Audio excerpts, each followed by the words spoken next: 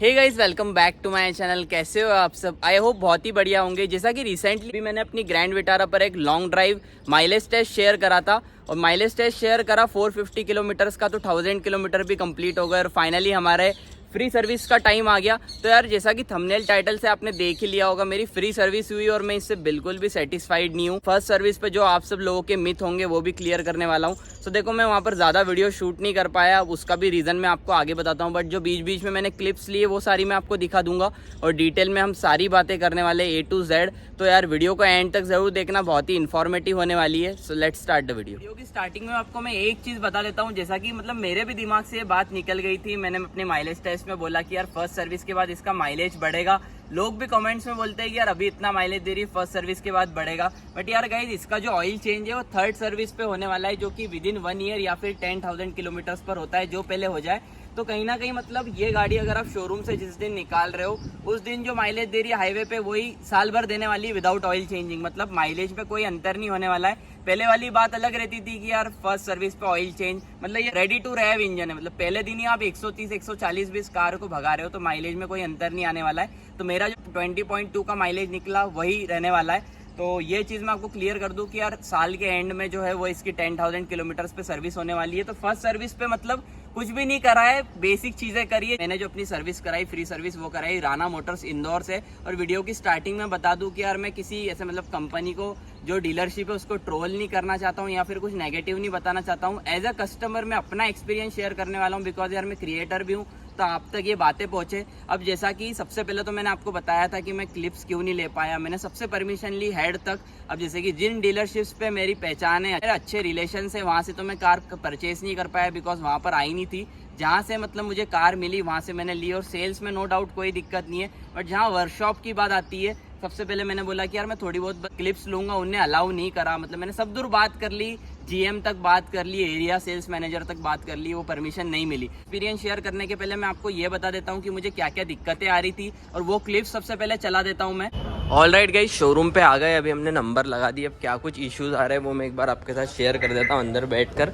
जैसा कि अभी मैंने एक शॉट ले लिया था, वो आपको भी स्क्रीन पे दिख जाएगा, जो कि सबसे पहला इशू है। देखो 5वें गियर पे यहाँ पर चल रही है गाइस, और ये देखो 4th गियर इंडिकेशन यहाँ पर दिखा रहा है। दूसरी चीज ये है कि जो रिवर्स गियर है ना, मतलब मैं फुल क्लच दबाता हूँ फिर भी वो थोड़ा सा हार्ड आ रहा है। मतलब ये देखो अभी तो प्रॉपर लग रहा है, पर कभी कभी वो एक बार में लगता नहीं है। अभी तो बढ़िया आ रहा है एक बार में, पर कभी कभी ऐसा होता है ना कि वो रिवर्स गियर थोड़ा हार्ड आता है। तो वो एक इशू जो है वो मैंने शेयर कर दिया। और दूसरी अगर इशू की बात करें तो एलॉयज, जैसे कि मैंने इसमें टॉप वेरिएंट वाले लगवाए हैं, तो 90 से 100 की स्पीड पे जब मैं चलता हूँ ना, थोड़ी वॉबलिंग फेस होती है। मतलब मैं अगर ये पैर यहाँ पर रेस्ट कर रहा हूँ ना, तो अलग से वो वॉबलिंग फील हो रही थी। पापा को, मुझे, भैया, सबको हुई। तो वो भी पॉइंट मैंने शेयर कर दिया। तो 2-3 इश्यूज तो अभी थे जो शेयर कर दिए। अब ब्लूटूथ वाला भी एक इशू आ रहा है। जैसा कि ब्लूटूथ कनेक्ट हो जाता है, आपका जो वॉइस है वो तो सामने वाले के पास जा रहा है, 10-20 सेकेंड के बाद जो सामने वाला का वॉइस है वो मतलब अपने को सुनाई नहीं आ रहा। तो अभी 1-2 बार ऐसा हुआ, हमें लगा कि फोन सामने वाले ने कट कर दिया, फिर फोन चेक करा कि वो तो ऑन ही था। तो ये कुछ इश्यूज थे। बाकी तो देखो कोई बड़ा इशू नहीं है, नई गाड़ी है, 1000 किलोमीटर टूर करके आए, ऐसे तो कोई इश्यूज नहीं है। इश्यूज सॉल्व होते हैं कि नहीं वो भी मैं आपके साथ एंड में शेयर करूंगा, तो वीडियो पर बने रहना। अभी आपने जो क्लिप देखी उसमें मैंने अपनी प्रॉब्लम शेयर करी, मुझे क्या क्या दिक्कत आ रही थी। बट यार मेरे भी दिमाग से ये चीज निकल गई।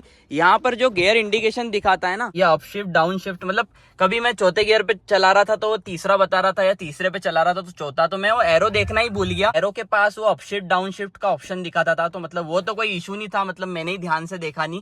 तो ये चीज तो सही थी।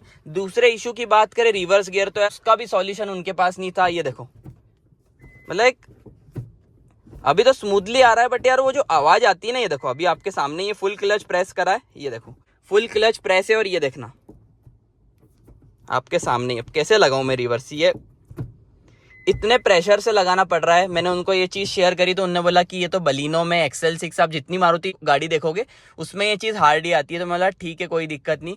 अब जो ब्लूटूथ डिवाइस वाली क्लिप आपने देखी होगी जिसमें ब्लूटूथ का इशू आ रहा था, हेलो। हाँ अभी तो जैसे कि आ रही है, मतलब वो 5-10 सेकंड के बाद ऑटोमेटिक चालू रखना थोड़ी देर के लिए। हाँ हाँ, अब जैसे कि थोड़े सेकंड हो जान दो। 1-2 बार तो यहाँ पर कट हो गया, यहाँ पे शो कर रहा है ना, और कभी कभी उधर से आवाज ही गायब हो गई। एक 30 सेकंड और रुक जाओ, 30 सेकंड। ये देखो कट गया, ये देखो ये चालू है यहाँ पर कॉल। हेलो हेलो हेलो, ये देखो अभी आपके सामने ही है। हेलो, वो देखो वहीं खड़े। हेलो, नहीं आवाज आ रही है? वो पापा के आईफोन से आ रहा था, मेरे आईफोन से ट्राई करा तो वो इशू सॉल्व हो गया, तो वो भी कोई बड़ी दिक्कत नहीं है।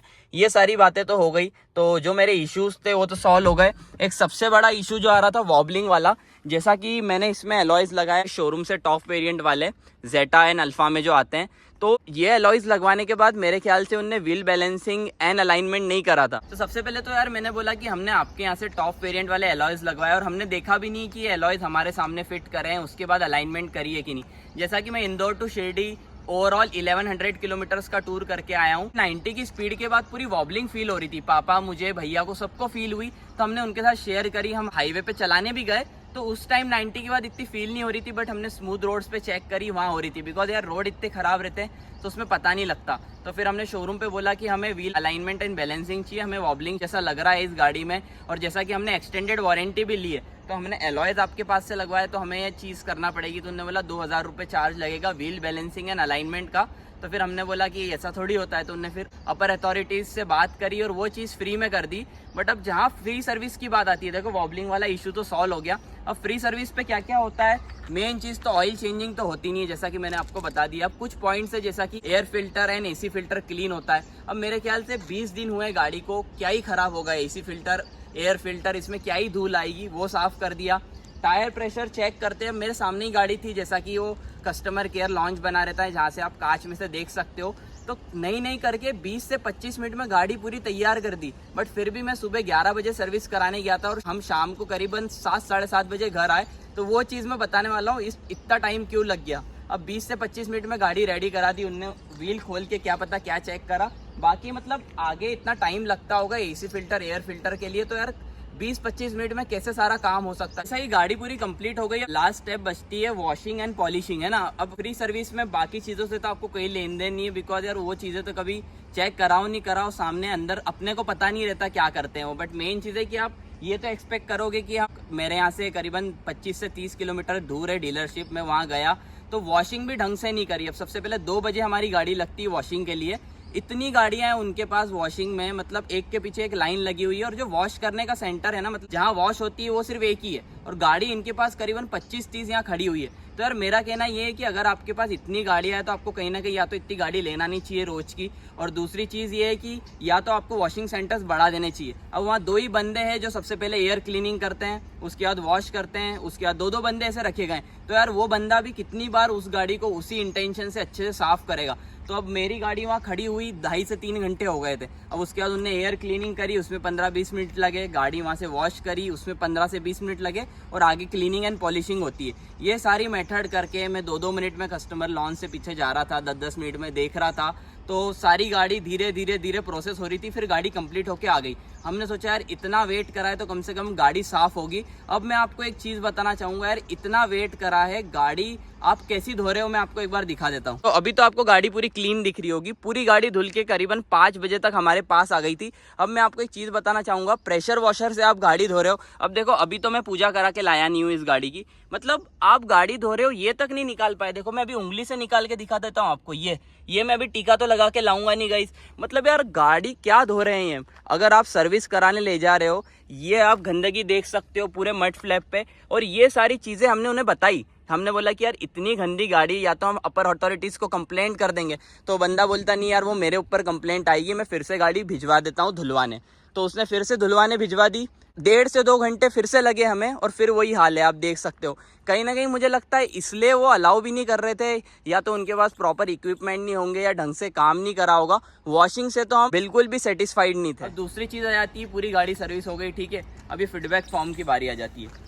इसमें हमने पापा ने मतलब जहाँ जहाँ गुड था, वेरी गुड था, हमने वो कर दिया, ऑनेस्टली सारा भर दिया। जहाँ पर ये लिखा हुआ है यहाँ पर क्लीनलीनेस ऑफ व्हीकल में हमने पुअर लिख दिया, और जो जो चीज़ें हैं हमने पूरी जेन्युइनली यहाँ पर लिख दी। पर बाद में हमारा मतलब बोलते हैं ये सिर्फ फोटो के लिए, एक्सीलेंट का एक बोर्ड आता है सर्विस के बाद, पापा और मेरा वो एक्सीलेंट वाले बोर्ड के साथ फोटो खिंचवा रहे, जबकि हमने सिर्फ वेरी गुड दिया। मतलब इनको सिर्फ अपने पॉइंट से मतलब है, गाड़ी को उस टाइप से सर्व नहीं कर रहे हैं। अब दूसरी चीज़ मैं आपको बार बार ये चीज़ इसलिए बता रहा हूँ कि यार एयर फिल्टर एसी फिल्टर ये सारी चीज़ें आप जो चेक पॉइंट से 15 से 20 मिनट में गाड़ी निपटा रहे हो, तो चलो आप चेक भी कर रहे हो तो कम से कम वॉशिंग तो अच्छी करा के दो, ये चीज़ हो गई। अब अगर बिलिंग की बात करें, कॉस्टिंग की, तो फ्री सर्विस थी। उन्होंने 1-2 चीज़ बोली कि आपको अगर माइक्रोफाइबर क्लॉथ वगैरह लेना हो या ये वो, तो हमने सिर्फ ये लिया है। यहाँ पर आप देख सकते हो स्क्रीन वॉश 14 रुपये का है, 4 पाउच लिए, GST लगा के 68 रुपीज़। ये तो अलग चीज़ हो गई, माइक्रोफाइबर वगैरह तो मैंने पहले ही खरीद लिया था, वो तो कोई दिक्कत नहीं थी।